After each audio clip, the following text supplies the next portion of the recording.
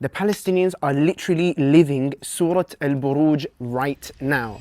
And the first time I heard Surah Al-Buruj explained like this, Wallah al-Azim, I was crying. So let's get into the explanation of Surah Al-Buruj and seeing how it applies to the Palestinian situation right now. By the way, I genuinely wouldn't be surprised if this becomes your favorite surah after understanding it. Now, in Surah Al-Buruj, Allah talks about a certain people. These people were disbelievers and they were called Ashab al-Ukhdud, the people of Ukhdud. And what these disbelievers did is, at the time, there were believers as well. And so at the time of Ashab al-Ukhdud, there were believers and disbelievers. And what Ashab al-Ukhdud did was try to convince the believers to leave Islam. And when the believers, of course, didn't do that, Ashab al-Ukhdud got together and they built a big ditch. And Allah says in the Quran, قُتِلَ أَصْحَابُ الْأُخْدُودِ, cursed were the people of the ditch. النَّارِ ذَاتِ الْوَقُودِ. And what this means is, after building the ditch, they lit the ditch on fire and fueled it. And then went to the believers and tried to convince them again to leave Islam. But of course the believers didn't. And then Ashab al-Ukhdud threw the believers into the ditch. And Allah says in the Quran, وَمَا نَقَمُوا مِنْهُمْ إِلَّا أَن يُؤْمِنُوا بِاللَّهِ الْعَزِيزِ الْحَمِيدِ. So Allah is saying they didn't even do anything. All they did was believe in Allah, and Ashab al-Ukhdud started torturing them. And so now, of course, our blood is boiling. This is literally what we're seeing